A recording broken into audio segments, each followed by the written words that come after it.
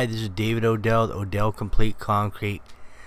This is the before we started demoing on this project. We're going to remove this patio, fire pit, and the fence, the gate, and all this grass here is going to come out. It's going to be It's going not marathon. It's going to be what is that? Synthetic.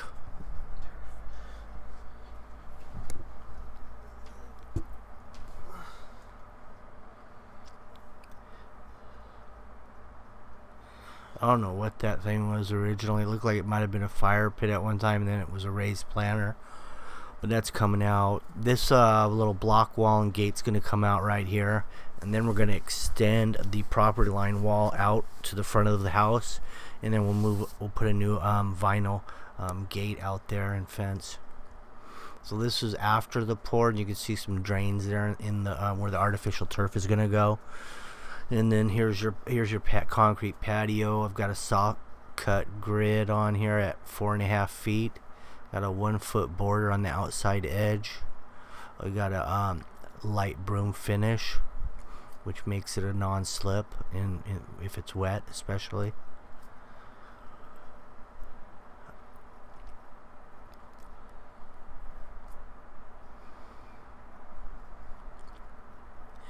That little electrical that's sticking up, that was there already, so we left it there.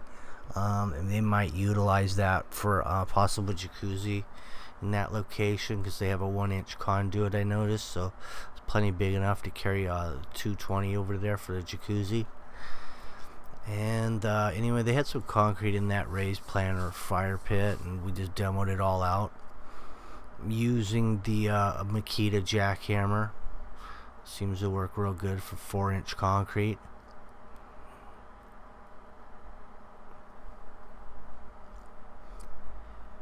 All the brick comes out. This gate comes out.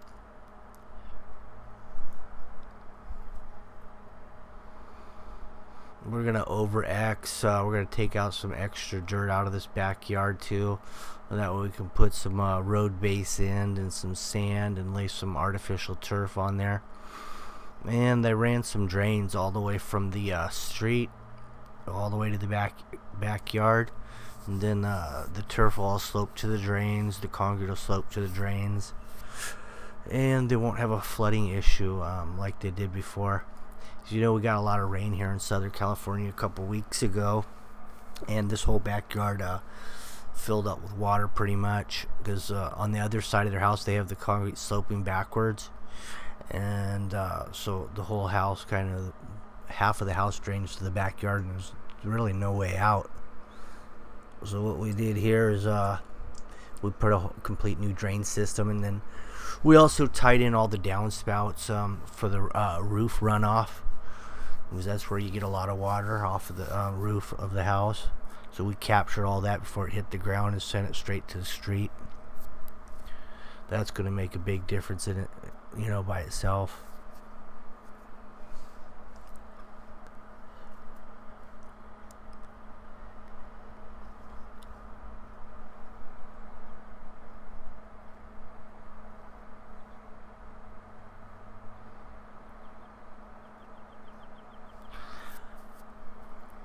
And here's the other side of the house. They have just a little walkway here and some grass and dirt. We're gonna go wall-to-wall concrete. We're gonna get put a new wall going out there and move the gate out to the front, which will pick up about let's see, that was about 20 by about 100. Picks up about 180 square feet that you can utilize for whatever, and it'll be totally enclosed.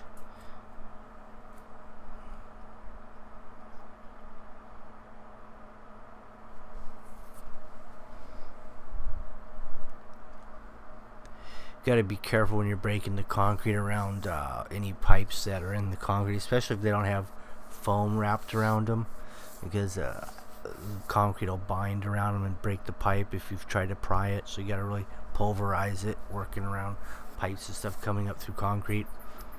Anyway, this is the paint lines for the drain system that we're going to dig in. I kind of made these lines 45-degree angle and then 90-degree angles. That way it's real easy to get all the fittings that I need at the local hardware store.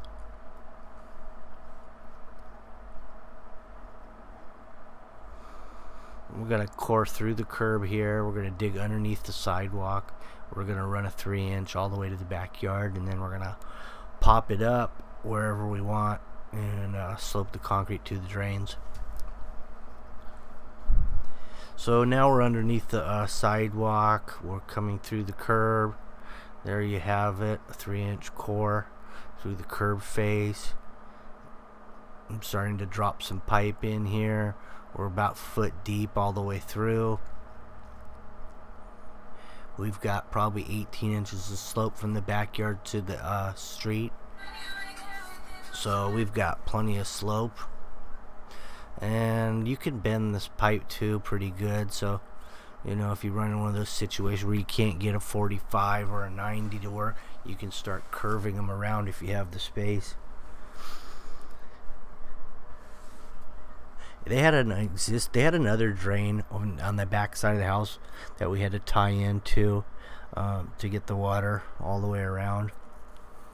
We'll show that, I think, in a minute.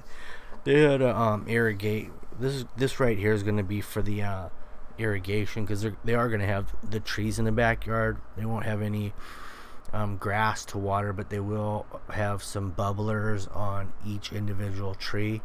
Which so we need water over there, and before we put the concrete in, we're gonna extend this water with a valve in and bring the water across to the other side of the concrete so we can tie into it later, put a valve. Also, I'm gonna run a half-inch conduit so we can run our sprinkler wire back to the house from the valve, and then we can plug in a timer and hang it on the wall.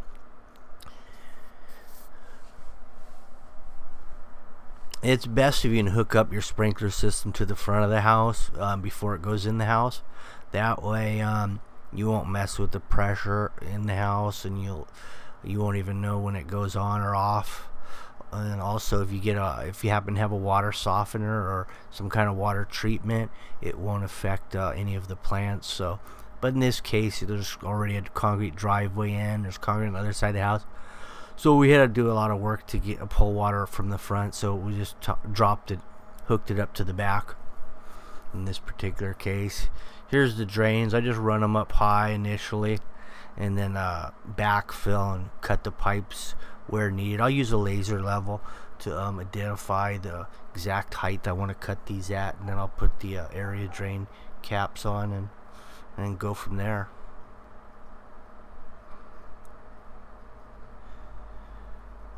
So we just kind of level the pipe as we go through, and these are 10-foot length pipes, so we just level each and every 10 feet and make sure they're either level or we have a little slope going in the direction that we want them to go to.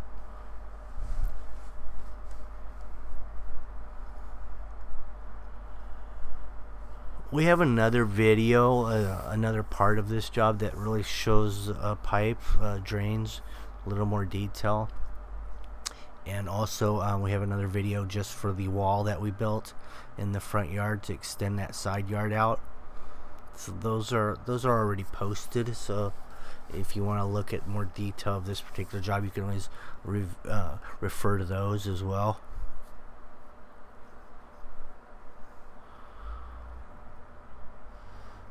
Okay, we've got some downspouts hooked up. There's your electrical conduit I just threw in.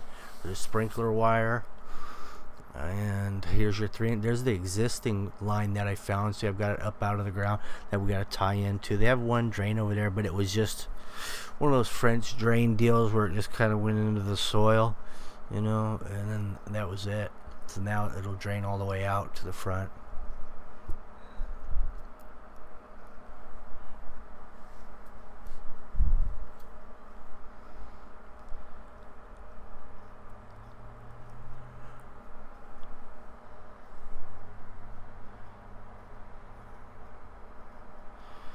And here we are. We're 16 feet wide off of the house, this particular patio, and it's just a straight line from one side of the house to the other.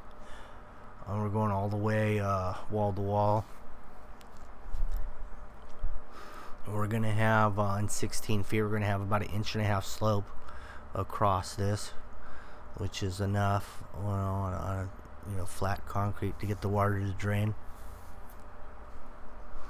If you're doing like some heavy texture or some stamped concrete or something like that, you may want a little more slope than that.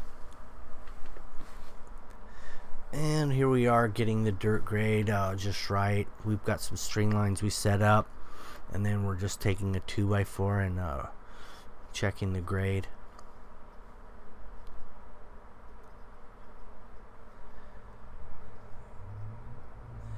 Once we get the grade just how we like it, we'll run a plate compactor over everything, because it's a little bit loose at this point since we've dug some trenches, moved the dirt around here a little bit here and there. So we've probably disturbed a couple inches, for the most part on underneath here. So the plate compactor will take care of that. We just went with a straight grade slope right to the backyard, and then I have drains in the artificial turf. That's in another video too, also, and that one hasn't posted yet, but it will. So I'm doing the same thing I always do on these jobs. I put 3/8 inch rebar, and I put them at 2-foot centers, both directions. And then the concrete type that I used in this one was a 3000 psi 3/8 gravel. Oh, and then I added some fiber mesh to it as well.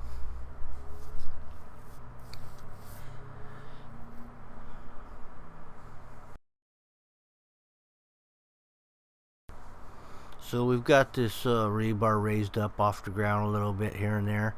I was using some broken concrete that we saved from the demo to throw underneath there, and a couple dobies maybe here and there.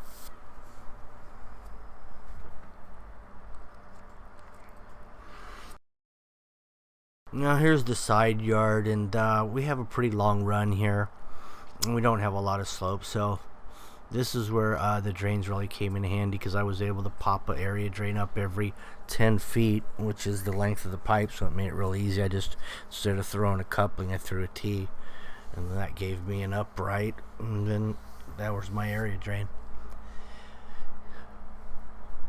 And then also we had another area drain at 2 downspouts on this side of the house,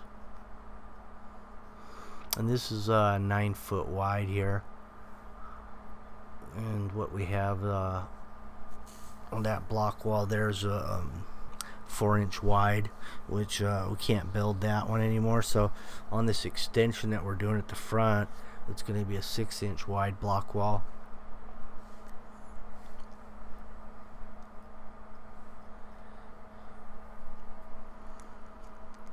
Once I got those area drains at the right elevation, it made it real easy to grade the side yard out.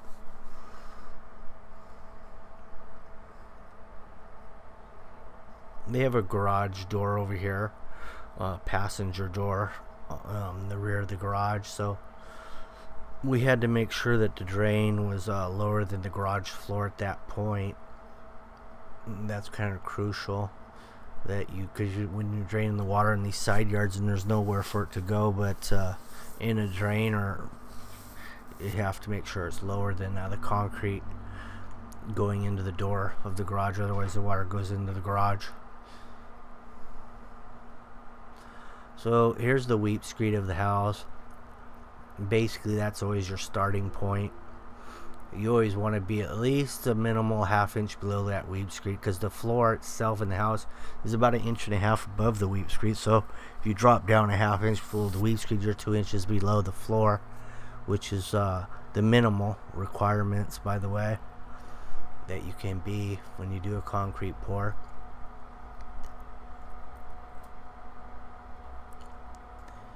So that's your starting point. Then when you're dealing with drains, you want to be at least you want to be about 1/8 inch per foot slope to your drain. That's probably your minimal. You can go up to a quarter, but I like to stay right around the 1/8 area because I like to keep it kind of flat so you don't feel it so much when you're walking over it.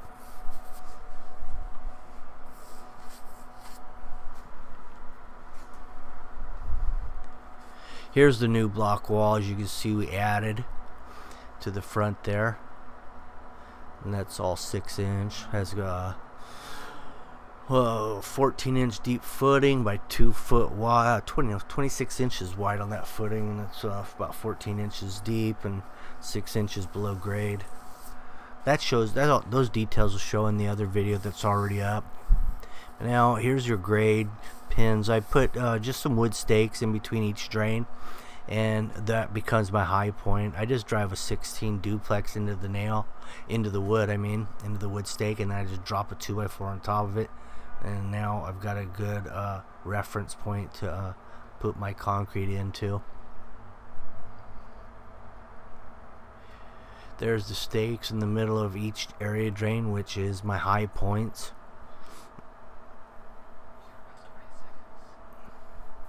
Anyway, that about wraps this video up, and this is your setup, and this is how it's done. If you have any questions or comments, don't hesitate to call me. Oh, take a look at that foam under the weep sweep. That's a good one to remember, put in there.